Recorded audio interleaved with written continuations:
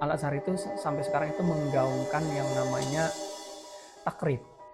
Takrib itu pendekatan, bukan penyatuan. Nah ini beda ya. Kalau penyatuan artinya antara Syiah dan Sunni itu disatuin tuh. Tapi kan kalau takrib enggak. Takrib itu ya pertama kan kita dengan kiblat yang sama, sholat dengan sholat yang sama, segala macam kan ya. Nah kita enggak mengeluarkan mereka dari Islam. Tinggal bagaimana kita menentukan apa yang kita mufakat, ayo kita bareng-bareng. Apa yang kita tidak mufakat, ya kita juga nggak perlu pecah atau yang mencela satu sama lain kan.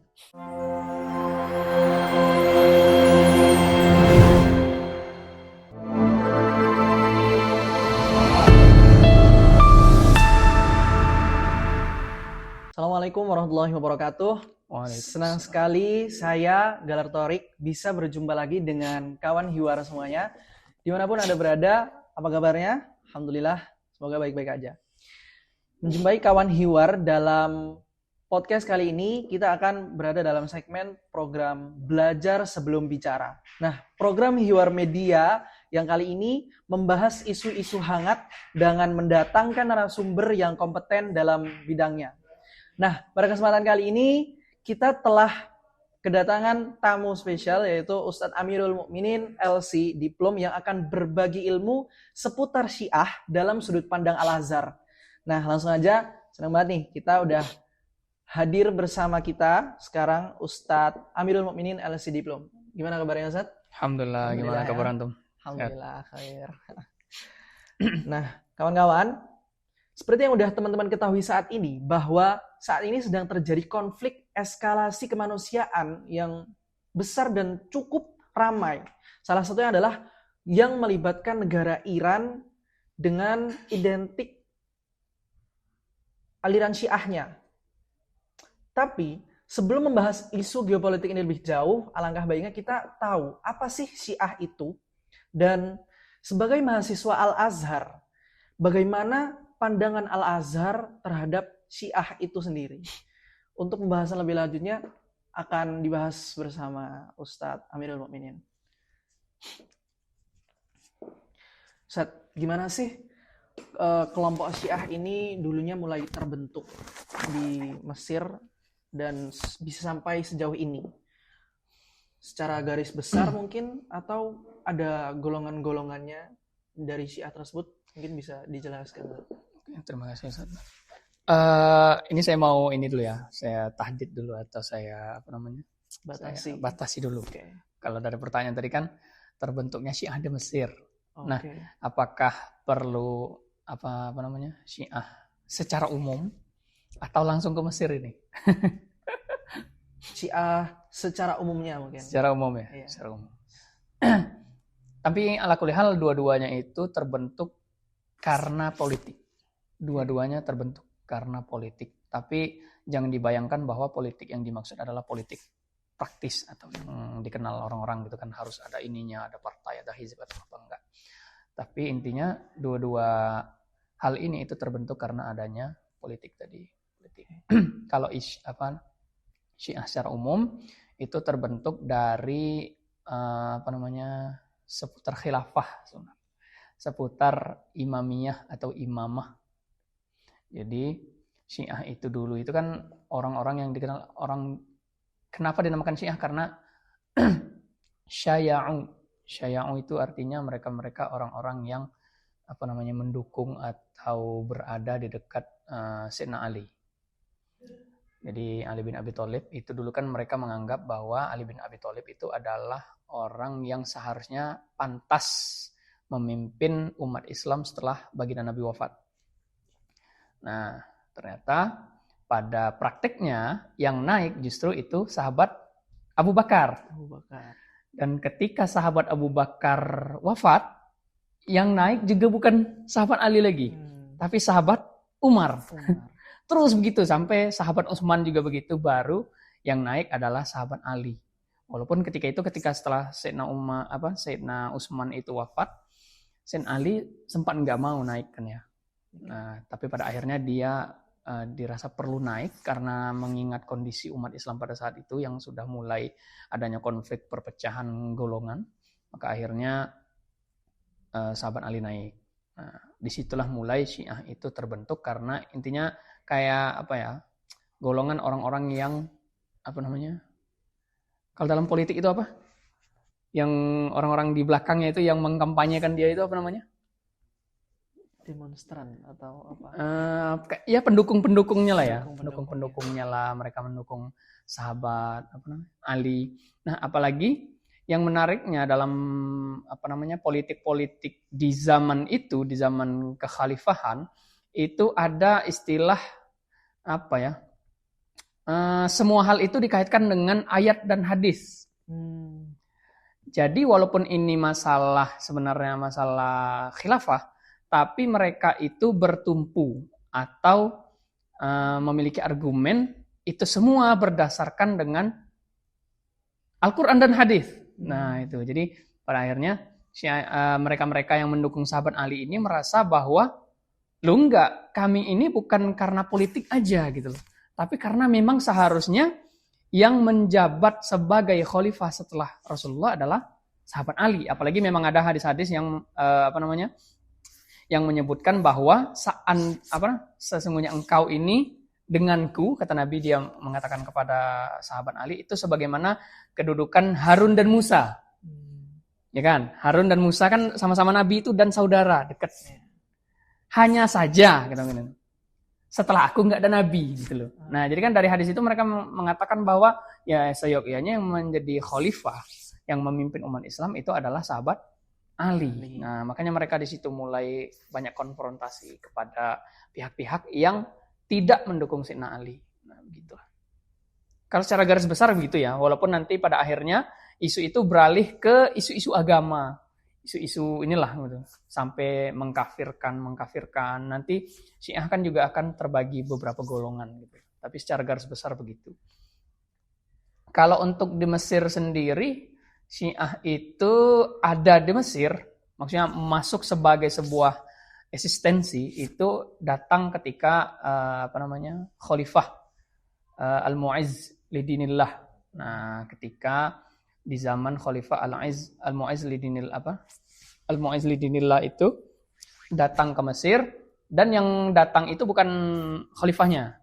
Yang pertama itu adalah ada seorang panglima Syiah namanya Jauhar As-Soqlabi.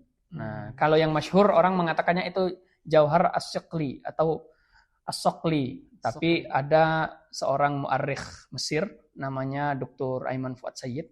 Beliau itu kayak pemuka sejarawan Mesir. Jadi orang kalau ngelihat tahqiqan beliau tentang buku-buku sejarah, orang nggak akan ngelihat isi. Nah, intinya pakar di dalam bidang itu, beliau mengatakan bahwa bukan Jauhar As-Soqli atau Siqli, tapi As-Soqlabi. Nah, jadi Panglima As-Soqlabi ini dia datang ke Mesir, kemudian ya selanjutnya membangun sebuah masjid tadi. Jadi dibangun akhirnya Syiah itu setelah di Mesir mereka membangun masjid, kemudian mereka memindahkan ibu kota pemerintahan mereka yang awalnya di daerah Maghrib, daerah Maroko sana. Kemudian akhirnya pindah ke Mesir. Nah, dan itu sebenarnya juga ini sih tradisi khalifah-khalifah atau pemerintah dulu, pemerintah Islam maksudnya. Jadi mereka ketika menaklukkan sebuah negeri, yang mereka lakukan pertama kali bukan aneh-aneh, membangun masjid. Nah, jadi mereka nih, misal bahkan antar dinasti aja misalnya Mamalik, pemimpin ini wafat, kemudian dilanjutkan ke pemimpin selanjutnya akan membangun masjid, gitu. Masjid. Makanya kita kalau ke Syariq Muiz pernah, nah itu akan melihat ada banyak masjid gitu loh. Jadi kayak mereka itu ingin membandingkan, entah apa motifnya beda-beda kan ya. Intinya mereka akan menampakkan kekuasaan mereka pertama kali itu dengan membangun masjid. Gitu. Nah, maka lahirlah untuk di Mesir itu lahirlah Masjid Al-Azhar tadi. Jadi Masjid Al-Azhar itu dibangun oleh orang-orang Syiah. Nah, sebagai sebuah dinasti. Kira-kira gitu ya. Sebagai sebuah dinasti. Menarik ya, sangat menarik.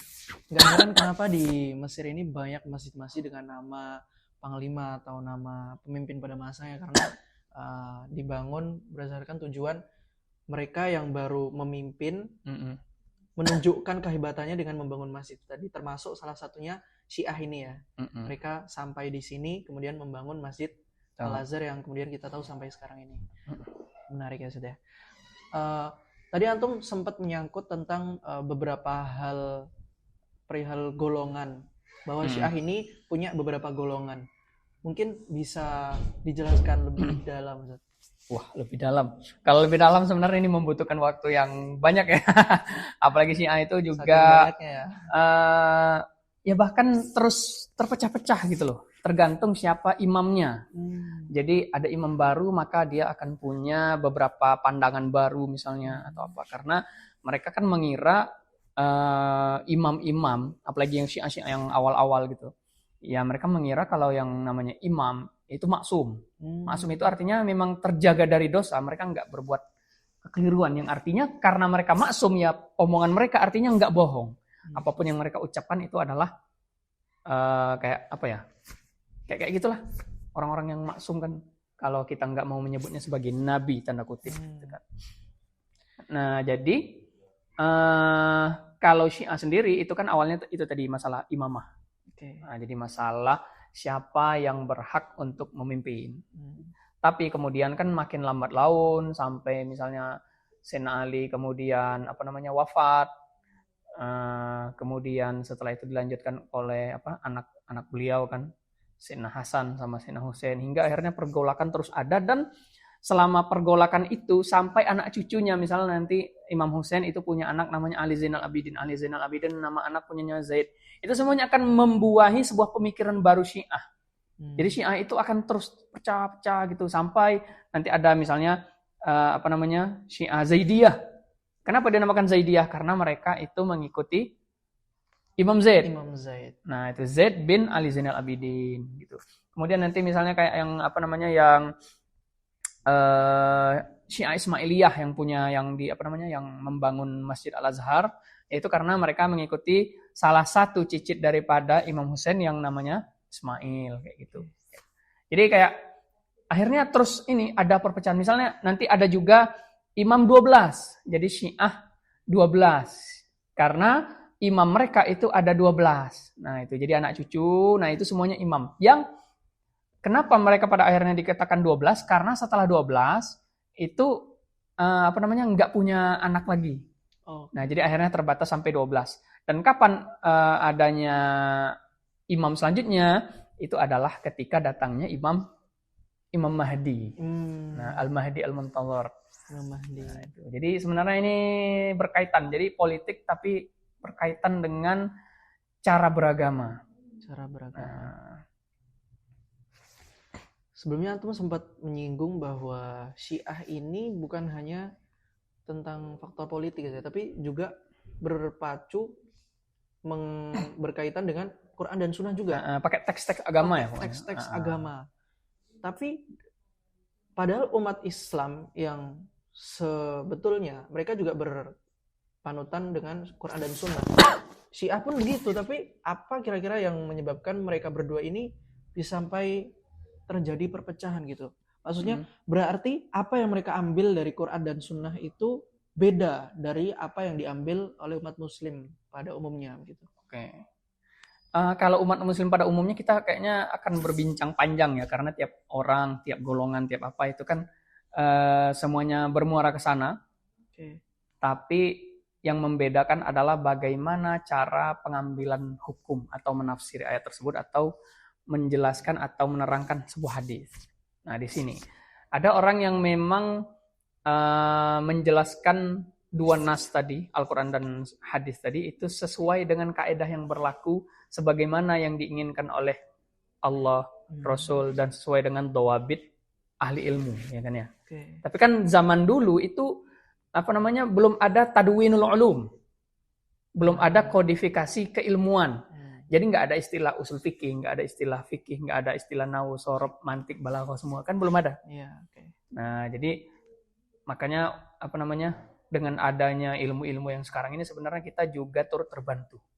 Karena kalau nggak ada itu akal kita itu bisa bermain kemana-mana gitu. Sangat liar ya. Iya, misalnya kita misal nih, ada murid ada 100, diajari oleh satu guru. Oke? Pas pulang kita tanya satu-satu pasti pemahamannya beda-beda. Karena yang diserap juga beda-beda. Beda, otak beda-beda, akal beda-beda kan ya. Iya. Nah, apalagi ini Al-Qur'an tadi yang bahkan jangankan Qur'annya, hadis nabinya aja itu apa? Jawami'ul kalim. Kalimatnya sedikit tapi serat akan makna yang banyak gitu loh. Apalagi kalau hadisnya panjang, hadisnya yang bahasanya mendalam, balaghahnya apa segala macam itu kan. Apalagi bahasa Al-Qur'an. Nah, orang akan liar kemana-mana kalau nggak ada pembatas atau tata cara atau doabit tadi. Nah itu. Nah, jadi yang apa namanya kayak misal Syiah atau yang lainnya. Nah itu kan pertama mereka nggak maksum karena sama-sama manusia. Kita pun jangankan Syiah, kita pun kalau nggak ada doabit, kita akan liar kemana-mana. Kita akan melihat orang-orang yang mengatakan misalnya kita nggak perlu lagi turos, nggak perlu apa segala macam. Mereka akan liar gitu loh, tanpa doabit. Atau punya doabit, tapi doabit yang mereka inginkan. Bukan yang Al-Quran dan hadis inginkan. Gitu. Jadi, apa namanya, akhirnya akan liar. Nah, zaman-zaman Syiah dulu, pas awal-awal atau apa, ya wajar. Karena gini, misal kalau seandainya mereka tidak menggunakan ayat-ayat tadi, nggak menggunakan hadis-hadis tadi, mereka itu nggak didengar. Nah itu, hanya sekadar ya isu politik. Ya hanya sekadar mereka suka dengan sahabat Ali atau segala macam, enggak. Nah, tapi kan enggak. Nah, mereka membalut semua itu dengan hal-hal tadi. Berarti nggak bisa dikatakan kalau terjadi miskonsepsi dari interpersepsi Quran dan Sunnah yang mereka lakuin gitu, Ustaz. Al-Quran dan yang perlu kita garis bawahi adalah Al-Quran dan hadis itu enggak keliru, ya kan? Yang keliru adalah bagaimana cara orang-orang menafsiri Quran dan hadis tadi. Nah itu. Nah mereka ini kan memang disengaja untuk membuat hal-hal tadi. Jadi mereka menggunakan teks suci ini untuk kemudian digunakan oleh kelompok mereka. Dan itu banyak terjadi, bukan hanya di kalangan Syiah, ya kan? Banyak terjadi. Misal di kalangan Mu'tazilah, di kalangan Sufi sekalipun juga ada, di kalangan 4 mazhab juga ada, gitu kan ya. Dan ternyata ini adalah bukti nyata bahwa agama bisa digunakan untuk politik dan kekuasaan. Jadi penyalahgunaan agama gitu ya, Ustaz ya. Walaupun kita nggak menafikan politiknya. Nah, yang penting tinggal bagaimana cara orang memperlakukan politik tadi, apalagi yang politik yang dibalut dengan teks agama. Agama. Itu benar-benar sangat krusial ya, Ustaz ya. Sangat krusial. Sangat krusial. Mengingat bahwa fanatisme agama itu sangat menjadi faktor utama seorang bisa mengubah haluan politiknya ya, Ustaz. Betul.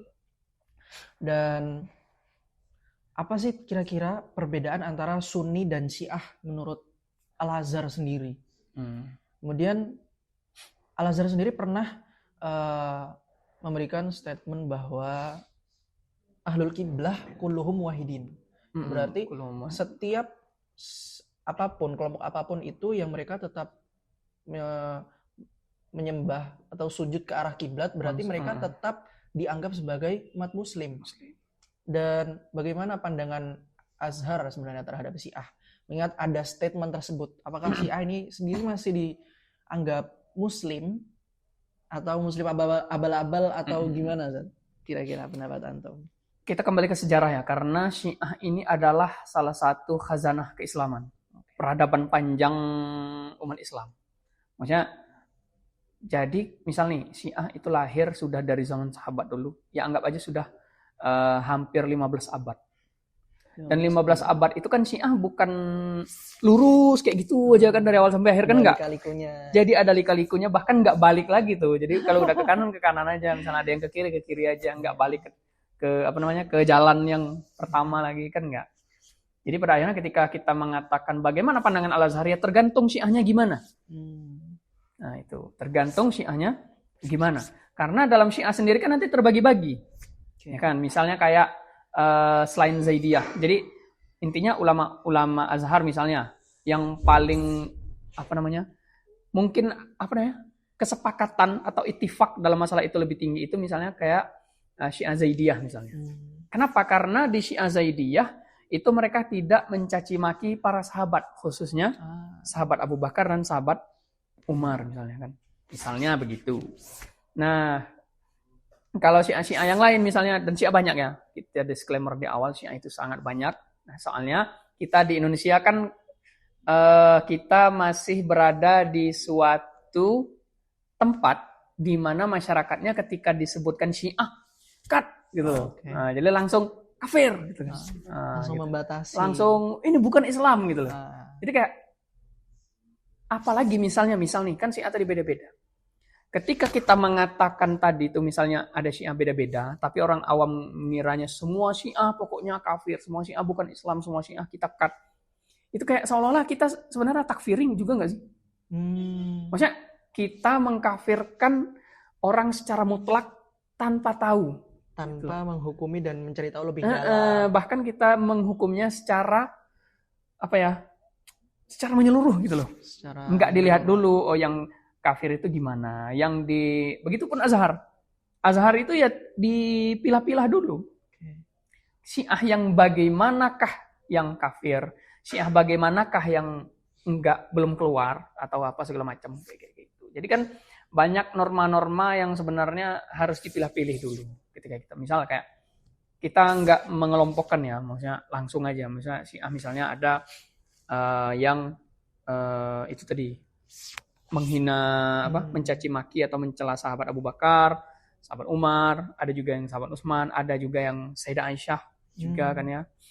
Nah begitu. Ada juga Syiah yang misalnya mereka itu mengatakan bahwa Al-Quran yang ada pada hari ini, dan itu bukan hari ini aja, maksudnya udah mereka katakan dari jauh-jauh hari dulu. Al-Quran yang ada hari ini itu bukan Al-Quran yang diturunkan sebagaimana diturunkan oleh baginda Nabi gitu, kepada baginda Nabi gitu. Jadi Al-Quran itu yang sekarang itu versi palsu gitu loh. Ada yang kekurang gitu loh. Bahkan ada yang mengatakan dalam buku mereka itu misalnya Al-Wafi itu mengatakan bahwa Al-Quran ayat yang ada sekarang kan berapa? Ayat yang ada sekarang sekitar ya kalau yang mudahnya orang kan 6 gitu kan 6.600 kayak gitu. Nah, tapi dari kalangan mereka itu mengatakan apa? Bahwa sebenarnya ayat-ayat dalam Al-Quran itu lebih dari 17.000 ayat. Artinya kemana ayat yang lain gitu loh kan? Bahkan mereka menganggap bahwa ketika ditanya, ya kenapa nggak kalian kumpulin atau gimana mas? Atau misal, kalau memang ada ayatnya, kenapa nggak ada satupun gitu loh yang sampai gitu loh? Masa yang sisanya itu benar-benar hilang gitu loh? Nah mereka akan menganggap ya ayat-ayat tadi itu turut hilang sembari dengan bersamaan dengan wafatnya Sayyidina Ali. Nah gitu. Jadi kayak gitu. Maksudnya secara logika saja gitu loh. Masa sih dari misalnya anggap aja kayak gitu, dari 6.667 ayat yang itulah nggak perlu lah sampai 17.000 itu nggak ada satupun gitu.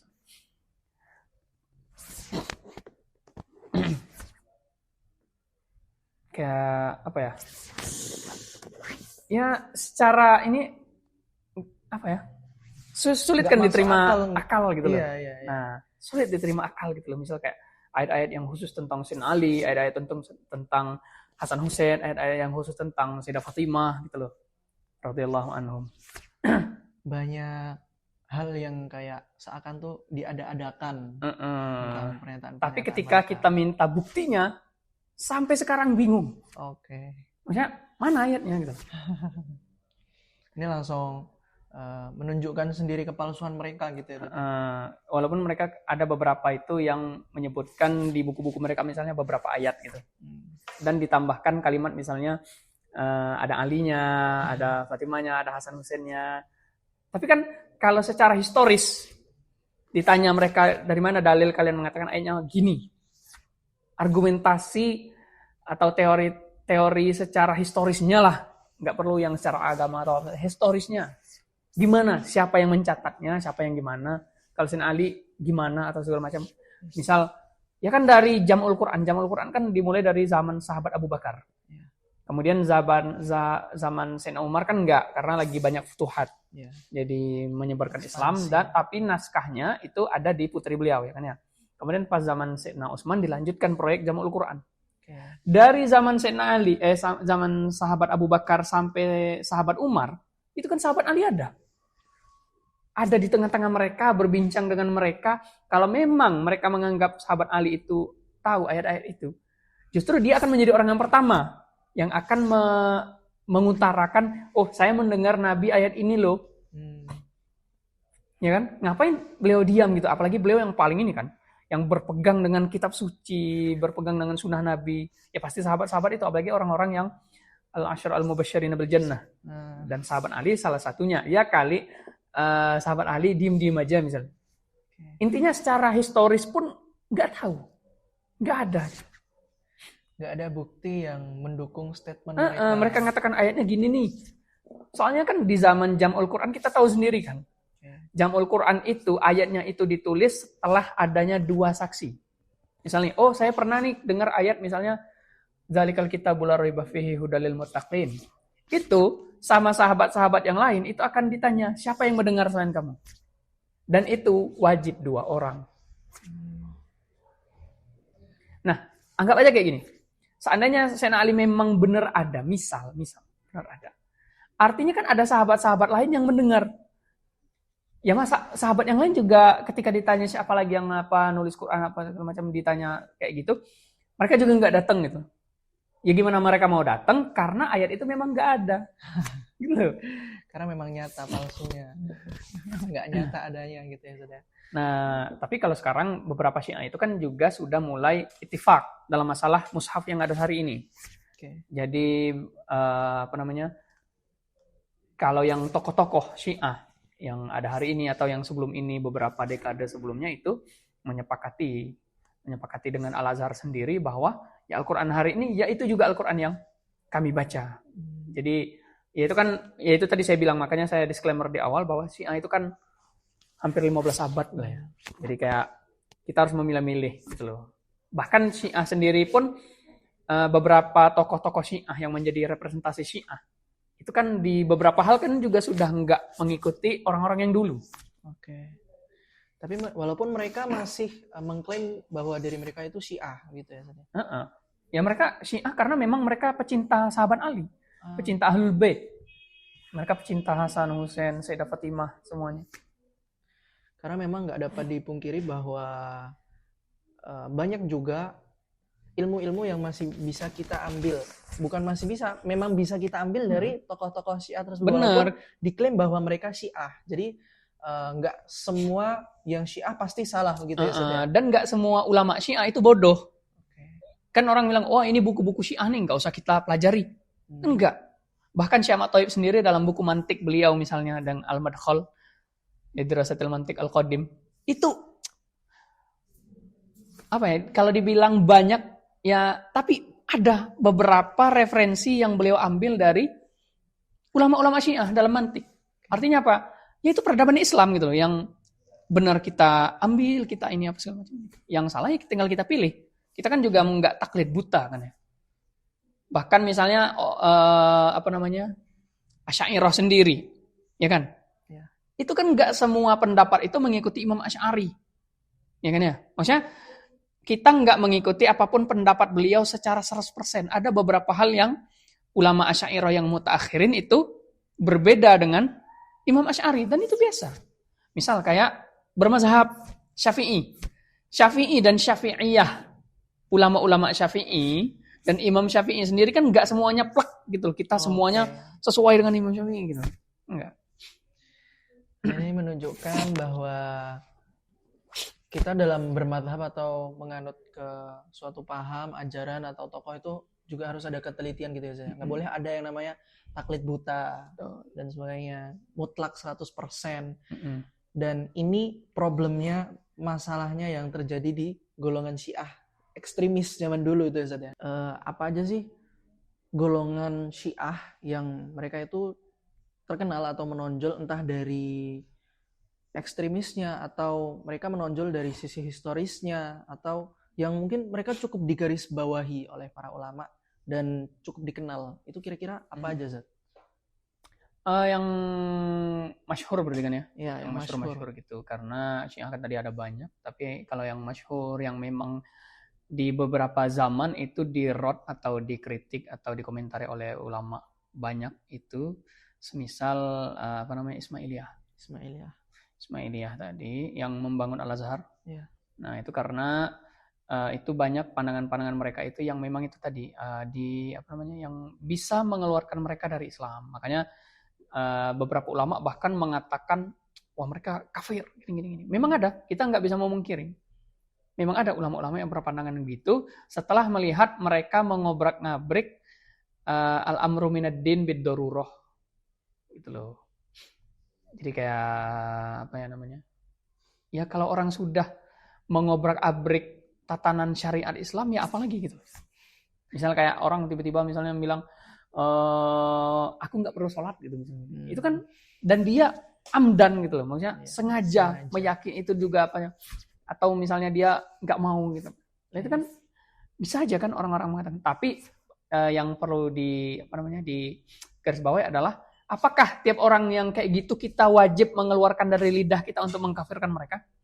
Nggak mesti. Nah, makanya kan ada, kalau dalam bernegara atau berdinasti yang zaman-zaman dulu itu yang menghukumi kafir atau apa segala macam itu kan qadhi.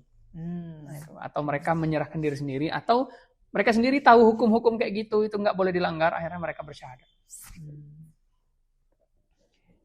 Berarti memang ada yang terlalu jauh melenceng sampai bahkan syariat pun diobrak-abrik. Jadi apalagi yang harus dipertanyakan dari kekafiran mereka gitu. Nah, yang menariknya Syiah Ismailiyah ini kan terpecah-pecah juga. Okay. Nah, salah satunya yang paling masyhur hari ini ada namanya Buharoh. Al-Buharoh. Al-Buharoh itu adalah Syiah yang ada di daerah India. Markasnya itu di daerah Mumbai. Nah, nanti kalau ke ke sana gitu kan. Yang menariknya apa coba? Kalau antum tahu, antum kalau pergi ke Sayyidina Husain, pergi ke mana gitu di masjid-masjid Ahlul Bait yang masyhur di Mesir, itu mereka ada. Hakim bi amrillah atau apa yang pakai peci putih, pakaian putih, yang kayak jubah putih. Nah, itu Buharoh. Nah, mereka ini apa? Yang menariknya, mereka itu sampai sekarang itu kayak kalau mau dibilang diberi fasilitas juga enggak ya, tapi ya mereka hampir tiap hari ada di sini. Apalagi kita yang tinggal di daerah Darosa, Gamaliya. Di Gamaliya itu kan ada hotel yang khusus untuk mereka menginap. Sampai disediakan gitu ya. Jadi kayak ya mereka dekat gitu loh. Walaupun ya itu tadi, karena ada beberapa, bahkan Ismailiyah sendiri nggak semuanya ini mengikuti pendapat-pendapat yang dulu kan. Nah, jadi ada beberapa apa yang kita sepakat. Nah, ya itu fokus kita di situ. Misalnya kita antara umat muslim nih, kita berbeda, golongan berbeda, hizbi, segala macam ya. Jangan dilihat banyak perbedaannya. Banyak kesamaan kita yang seharusnya kita fokus di situ gitu loh. Nah, kayak misalnya Al-Buharoh ini yang menariknya ketika musim corona kemarin di Mesir, yang membiayai renov itu rata-rata mereka. Jadi yang Anda kawan-kawan lihat semua Masjid Imam Husain yang sekarang, Masjid Sayyidah Fatimah, Masjid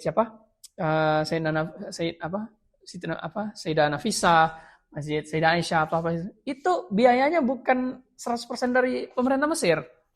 Tapi pemerintah Mesir itu mendapatkan biaya dari orang-orang Buharoh tadi, kemudian dialokasikan untuk masjid tadi. Ya Rob. Nah itu.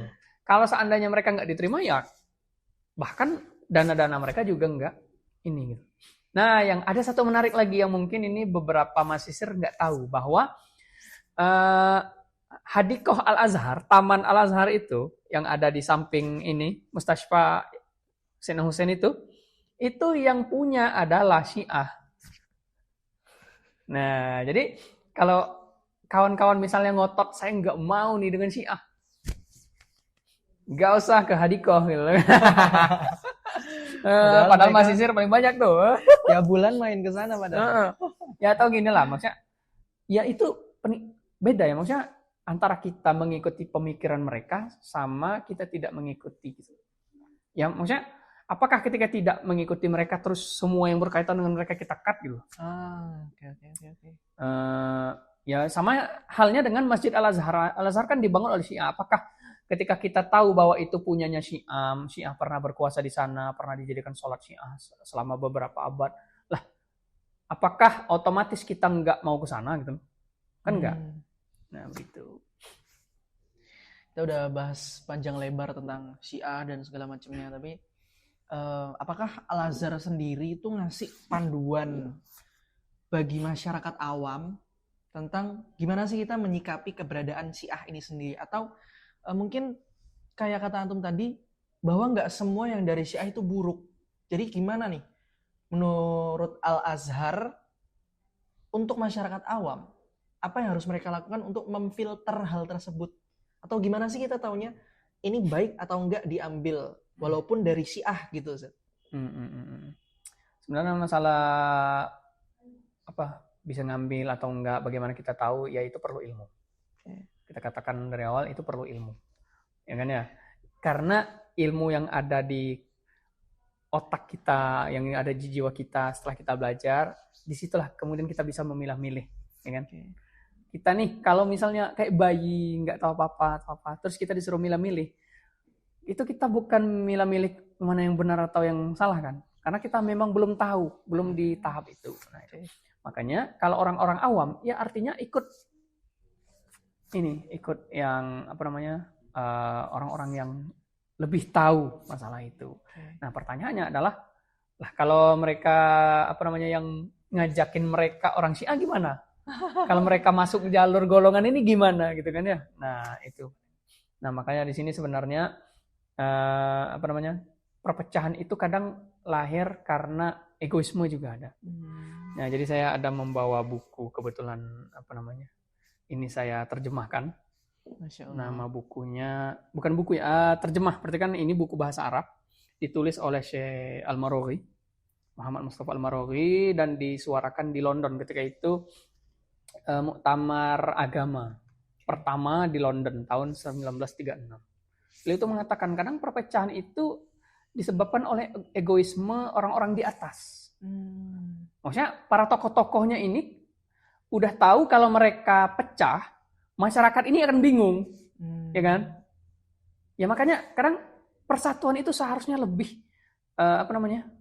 lebih diutamakan gitu. Karena dibanding perbedaan, persatuan kita itu lebih banyak. Apalagi misalnya kita di bawah naungan Islam, kita semuanya di bawah naungan Islam, yuk kok bisa kita fokus ke perbedaannya itu tadi gitu loh. Akhirnya kita, kamu nggak usah ngambil ulama itu, kamu ini keliru, ini. Nah itu. Nah intinya adalah dalam hal ini kita harus menyikapi dengan teliti ya, dengan seksama. Artinya mudahnya gini deh, misal kayak masyarakat Indonesia kita lah ya, menganggap bahwa Syiah berarti dikat, artinya di situ nggak sampai pembelajaran itu dari tokoh-tokoh atau menyampaikan tapi nggak sampai ke masyarakatnya. Nah itu. Artinya mengenai persatuan sendiri pun dari masalah golongan-golongan kan kita selalu stagnan. Bahkan nggak usah dari Syiah deh. Dari kawan-kawan dari Salafi, kawan-kawan dari Mu'tazilah atau Neo Mu'tazilah sekarang kan, atau orang-orang modernisme, orang-orang banyak itu. Sekarang kan lebih banyak lagi kan. Berarti kesalahpahaman itu sendiri muncul dari mereka yang kurang mendalami apa yang mereka salahkan itu tadi. Jadi mereka kurang mengambil dari banyak sudut pandang gitu ya. Bisa. Ya bahkan orang awam sendiri kan mereka juga diberikan akal. Ya itu tadi. Jangan memandang dari suatu sudut. Oke. Ya kan? Awam-awamnya kita kan tetap bisa inilah ya. Kan maksudnya berita apapun, kegiatan apapun kan semuanya nggak mesti berkaitan dengan agama. Kita kan hidup tiap hari dan butuh cara pandang tiap hari gitu loh kan. Jadi kayak ya dengan perspektif yang berbeda-beda. Jadi ketika ada suatu berita misalnya mengenai ini A, B, C, ya kita harus melihat dari D sampai Z misalnya. Oke. Menarik ya Zed ya. Dari segala macam sudut pandang tentang Syiah ini. Kira-kira nih Tat, berapa dan bagaimana eksistensi Syiah saat ini? Letak geografis Syiah itu mayoritas terdapat di daerah mana? Dan apa golongan Syiah yang ada di Iran, Zat? Iran. Karena kita lihat Iran ini dia yang paling duluan dan paling pertama maju menghadapi Israel gitu kan. Kalau yang paling pertama kayaknya udah banyak ya. Mesir bahkan yang termasuk yang paling pertama kan. Maksudnya ketika misalnya kita melihat hari ini Iran atau apa, tapi kalau kita flashback ke belakang, Mesir itu udah jauh lebih dulu. Bahkan ketika Israel mulai memasuki Palestina yang dibantu oleh Inggris, yaitu Al-Azhar itu sudah sudah lama ngomong. Bahkan Mesir sebagai negara juga sudah lama gitu untuk mulai berdialog, mulai isu-isu politik ke sana masuk gitu. Bahkan karena dulu belum ada media ya. Yeah. Yang bahkan seandainya saat ini kalau nggak ada media itu kita nggak tahu tuh kabar Iran. Perang sendirian aja tuh. Berarti Syiah ini sendiri sebenarnya udah terdepan gitu ya, ya sejak dulu. Ya salah satu yang terdepan dalam banyak hal, keilmuan, politik apa segala macam. Begitupun dengan karena Syiah ini kan dia juga dibantu dengan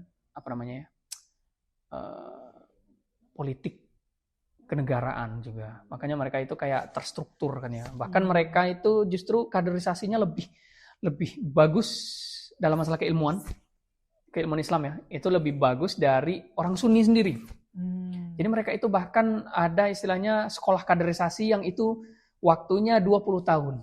20 tahun. Makanya kita banyak melihat orang-orang yang keluar itu pakar filsafat, pakar mantik, pakar fisika, pakar apa semuanya. Karena memang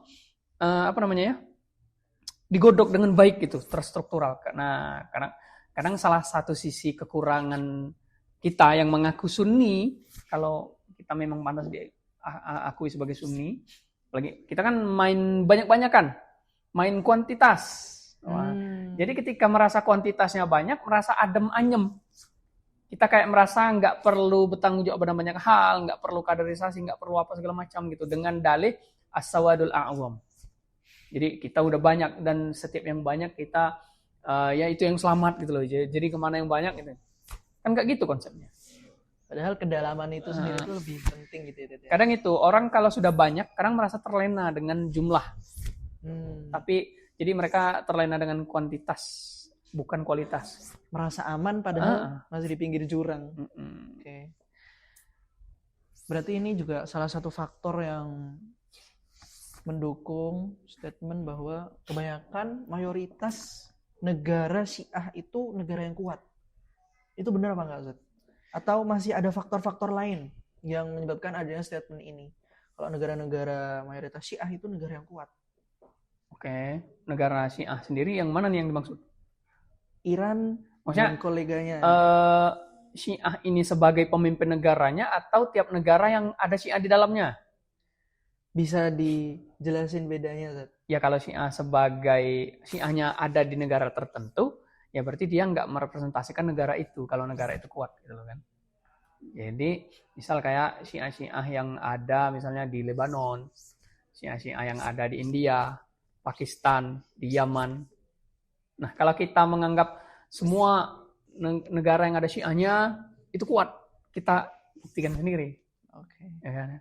Tapi kalau pemimpinnya Syiah, walaupun di dalamnya ada Sunni, ada yang lain, nah maka di sini kita akan berfokus ke daerah-daerah misal seperti Irak dan Iran. Itulah yang paling fokus ini kan ya, yang besar. Dan kita bisa melihat bagaimana gejolak politik mereka. Dan ini sebenarnya butuh obrolan panjang ya kalau untuk masalah Irak dan Iran. Karena memang kita berbincang tentang sebuah negara. Dan kita kan kadang orang ngehnya setelah misalnya ada perang antara Iran dan Israel yang hari ini. Jadi, woi mantap Iran gitu. Ya kan ya? Maksudnya bukan kesimpulan yang didasari dari setelah dia melihat sejarahnya gimana, perkembangan Iraknya gimana ya kan ya. Nah gitu. Jadi tergantung itu. Cukup banyak faktornya ya sudah berarti. Oke. Alhamdulillah kita udah ngobrol panjang lebar tentang Syiah dan apa sih Syiah itu, kemudian apa aja golongan-golongannya, terus gimana kita sebagai umat muslim khususnya pandangan Al-Azhar sendiri yang ada di Mesir terhadap Syiah. Dan alhamdulillah nggak kerasa kita udah selama ini ya ngobrol. Apa nih Zat kira-kira harapannya buat orang-orang di luar sana yang mungkin masih awam terhadap Syiah? Apa pesan antum untuk orang-orang di luar sana? Secara simpelnya, pertama kita harus tahu dulu Syiah mana yang kita maksud. Karena Syiah sekarang itu, bukan sekarang aja ya, setelah 15 abad, Syiah itu udah berkembang banyak. Ya kan ya? Syiah mana yang kita maksud itu pertama. Kedua, kalaupun misalnya ada Syiah yang benar atau yang keliru, apakah perlu tiap kita ada yang keliru kita lontarkan dari mulut kita? Kita ini siapa? Maksudnya tiap ada yang salah, cut. Ada yang keliru, ada yang ini. Nah, maksudnya kita tahu mana prioritas, mana kewajiban dan segala macam halnya. Apakah setiap ada fenomena viral kalau bahasa sekarang itu, kita harus speak up gitu loh. Apakah setiap hal-hal itu kita harus berkomentar? Nah, gitu loh. Apalagi di medsos ya, zaman medsos kan dikit-dikit komen, ada kayak FOMO gitu loh. Oh, FOMO. Nah, takut ketinggalan berita, takut kalau nggak speak up, nggak tahu juga gitu loh. Maksudnya, baik Anda speak up atau nah itu. Terus kalau misal speak up, terus nggak speak up, oh kalau kamu nggak speak up, kamu gini, kan nggak gitu. Ya begitu pun kayak misalnya Al-Azhar misalnya kan, berita dunia sebanyak-banyaknya, ya kali ada orang yang bilang, Azhar kok diam, ya masa semua hal harus dijadikan ini gitu. Tiap yang viral, Azhar harus speak up, nah begitu. Nah kemudian Al-Azhar itu sampai sekarang itu menggaungkan yang namanya takrib. Takrib itu pendekatan, bukan penyatuan. Nah ini beda ya. Kalau penyatuan artinya antara Syiah dan Sunni itu disatuin tuh. Tapi kan kalau takrib enggak. Takrib itu ya pertama kan kita dengan kiblat yang sama, sholat dengan sholat yang sama, segala macam kan ya. Nah kita enggak mengeluarkan mereka dari Islam. Tinggal bagaimana kita menentukan apa yang kita mufakat, ayo kita bareng-bareng. Apa yang kita tidak mufakat, ya kita juga nggak perlu pecah atau yang mencela satu sama lain kan. Banyak hal-hal dalam Islam itu yang kita itu bisa bersatu. Ya sama kayak misalnya ayat-ayat yang yang wa ukhra mutasyabihat itu. Ukhra mutasyabihat. Yang di Al-Imran itu. Itu kan maksudnya Al-Qur'an itu penuh dengan ayat-ayat muhkamat. Kenapa orang-orang pada fokus berseteru dalam ayat-ayat yang yang syubhat-syubhat tadi gitu loh. Mutasyabihat gitu loh kan, maksudnya asma sifat ini yad Allah apa maksudnya kayak lu banyak loh ayat-ayat muhkamat yang perlu kita bisa kita jalani bareng-bareng gitu loh. Tapi kan kita justru fokusnya kepada perpecahan yang atau perbedaan yang kecil tadi gitu loh. Ya begitu juga dengan Syiah tadi gitu loh. Atau dengan sekte-sekte Islam yang lain gitu loh. Banyak hal-hal yang kita itu sebenarnya sama gitu. Ya setidaknya Tuhannya sama kan, kecuali kalau ternyata Tuhannya udah beda nih, gitu kan ya. Nah itu, iya. Tapi kan Tuhan masih sama, kita masih sholat, kita masih zakat, kita masih berhaji, ya kan ya. Semuanya berhaji ke situ kan, apapun sektenya apa. Ya sebenarnya statement ini juga bisa diselewengkan sih, gitu kan. Apapun sektenya, tapi buktinya ada, ya kayak gitu kan. Buktinya ada yang kayak gini, enggak. Tapi paham yang dimaksudkan ya, maksudnya bukan sekte yang tiap sekte, sekte ini enggak haji nih. Kan kayak yang di Indonesia sempat viral tuh haji di gua gitu kan. Ya kayak gitu loh. Ya, banyak hal-hal yang kita itu bisa bersepakat. Apalagi yang digaungkan Azhar kalau dalam satu kalimat itu adalah perdamaian. Syekh Thayyib ketika naik menjabat sebagai Syekhul Azhar yang pertama kali beliau gaungkan adalah perdamaian.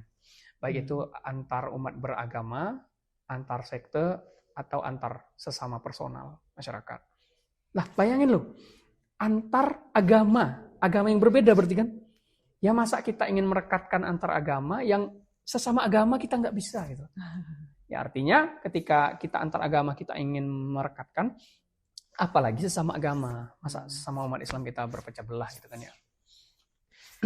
Menarik ini ya Zat ya. Jadi banyak hal-hal yang bisa kita cari kebersamaannya buat kita jalani bareng, tapi justru kita malah nyari apa yang beda. Dan itu nyebabin perpecahan gitu ya Zat ya. Dan mereka-mereka yang nyari perbedaan-perbedaan itu gak jauh dari permusuhan. Ya, jadi bisa disimpulkan bahwa orang-orang yang fokus ke perpecahan, maksudnya fokus ke perbedaan, itu justru mereka yang nyari masalah. Karena mereka yang nyari perpecahan itu sendiri. Padahal masih banyak hal lain yang bisa dijalani bersama. Ada kemiripannya. Bisa dijadikan alasan untuk tujuan bersama. Kita masih Islam gitu ya. Berarti ini yang cukup termasuk bisa mendasari statement Azhar itu tadi ya saja. Ahlul kiblah kulluhum wahidun. Wahidun. Okay. Cukup menarik ya saja. Mungkin dari semua yang udah kita obrolin tadi, semoga banyak dari teman-teman kita di luar sana yang mungkin masih awam tentang Syiah jadi bisa lebih tahu dan bisa lebih bijak dalam menyikapi Syiah dan apa yang dibawa oleh Syiah, mulai dari keilmuannya, mulai dari sejarah dan lain sebagainya. Lebih bijak dan lebih paham, bisa mengambil sudut pandang bukan hanya dari satu pihak tapi dari banyak sudut pandang gitu ya Tadek. Alhamdulillah ya tadi kita udah bahas panjang lebar tentang Syiah dan gimana Syiah itu, kemudian juga pandangan Azhar terhadap Syiah, dan semoga harapannya orang-orang di luar sana udah nggak salah paham lagi tentang Syiah dan kita jadi tahu gimana menyikapi Syiah dengan sebaik mungkin, biar kita tuh nggak cuma ngambil satu sudut pandang doang kemudian nyalahin yang lainnya gitu. Dari sini kita tahu bahwa Azhar itu ngajarin kita untuk teliti dan lebih detail, memilah-milah dalam sesuai dengan judul podcast kita. Oke. Apa namanya? Belajar sebelum bicara. Oke. Assalamualaikum warahmatullahi wabarakatuh. Waalaikumsalam warahmatullahi wabarakatuh.